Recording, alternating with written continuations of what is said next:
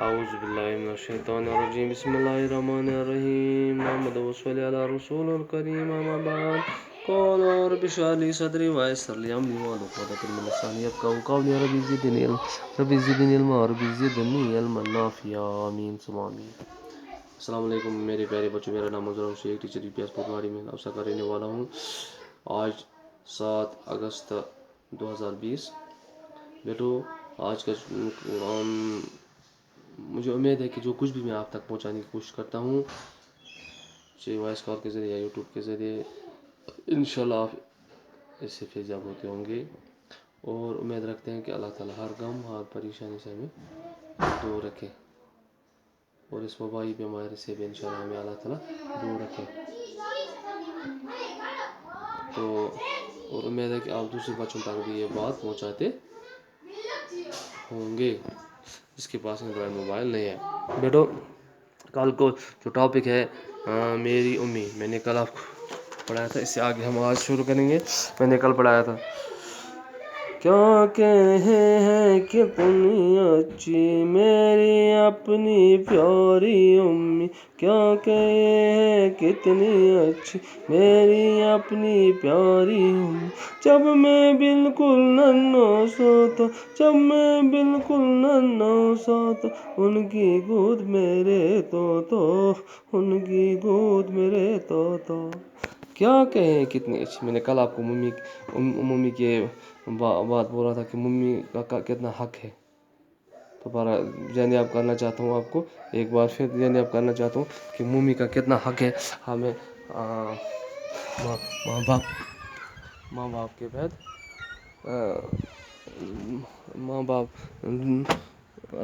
اللہ کے بعد سب سے زیادہ حق ماں باپ کا ہے. ماں باپ کے اللہ کے بعد ماں باپ کا زیادہ حق ہے انسان کے اوپر. شادی خراب ہے تھوڑا، اس لیے تھوڑا بات صحیح نہیں آ رہی ہے. تو خدا کے بعد ماں باپ کا زیادہ حق ہے.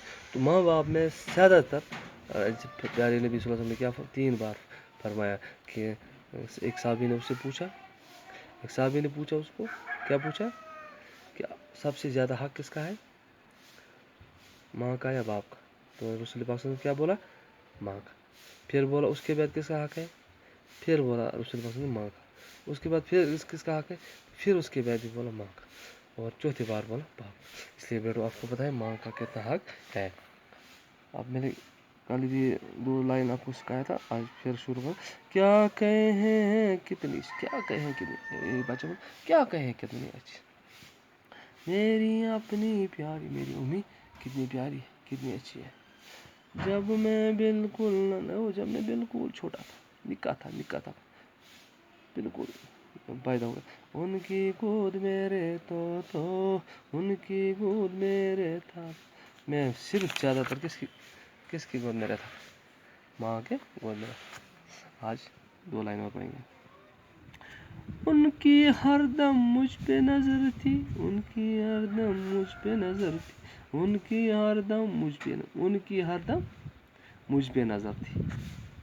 یعنی کہ وہ ہمیشہ، یعنی کہ دن رات مجھے میری دیکھتا رہتی تھی، کہیں اس کو کسی قسم کی تکلیف نہ پہنچے. گود میں رکھتا تھا، وہ دودھ پلاتا. جب کام کرتی تھی اور نظر میرے اوپر رکھتی تھی کہ کوئی چھوٹا کیڑا نہ ڈسے یا کوئی جانور نہ ڈسے. کتنی چیونٹی نہ ڈسے. اتنی اس کا درد تھی، اس کے دل میں اتنی تڑپ تھی کہ میرا بچے کو خروش بھی نہیں لگنا چاہیے. اگر مجھے معمولی تکلیف ہوتی تھی وہ پریشان ہوتی تھی. میرے سوا اپنی نہ خبر تھی، میرے سوا اپنی نہ خبر تھی، میرے سوا اپنی نہ خبر تھی. میرے سوا وہ اپنی بھی خبر یہ نہیں تھی کہ میرا صحت ٹھیک ہے نہیں. وہ صرف اور صرف کس کی خبر رکھتی تھی؟ اب میری خبر رکھتی. ان کی ہر دم مجھ پہ نظر تھی، ان کی ہر دم مجھ پہ، ان کی یعنی ہمیشہ ہر وقت وہ نظر اس کی میری اوپر رہتی تھی. میرے سوا اپنی نہ خبر تھی، میرے سوا اپنی نہ خبر تھی، میرے سوا وہ کسی کی خبر نہیں رہتی، میرے سوا کسی کا اپنی خبر بھی اس کو پتہ نہیں، میرے سوا اپنی نہ خبر تھی، یعنی اپنی بھی وہ فکر نہیں رکھتی تھی، صرف بچہ ٹھیک ہونا چاہیے. اگر خود کھاتی بھی نہیں تھے لیکن مجھے دودھ پلاتی تھی، خود وہ روزہ رہتی تھی، مجھے دودھ پلاتی تھی. میں کیا بتاؤں کتنی اچھی ہے ممی، کتنی اچھی ہے. بیٹو ممی سب کی اچھی ہوتی ہے، لہٰذا ہمیں زیادہ ممی ماں باپ کی عزت اور پیار کرنا چاہیے. زیادہ تر ہمیں جو ممی ہے، ممی کو ہمیں کبھی ہمیں ممی کی بات نہیں ڈالنی چاہیے، ماں باپ کی بات نہیں ڈالنی چاہیے. لیکن ماں باپ کام پر جاتا ہے، زیادہ ماں گھر میں زیادہ کام پر زیادہ رہتی ہے، اس کو یا تکلیفیں اٹھانی پڑتی ہے. وہ دن رات مجھے خبر رکھتی تھی، لہٰذا ہمیں بھی ماں باپ کی بہت قدر کرنی چاہیے، بہت قدر کرنی چاہیے، بہت قدر کرنی چاہیے، اور ان کا ماننا چاہیے. ان کا انشاءاللہ ہم زندگی میں بھی کامیاب ہو جائیں گے اور آخرت میں بھی کامیاب، دنیا میں بھی کامیاب. باقی بس کل سے آگے انشاءاللہ سکھاؤں گا.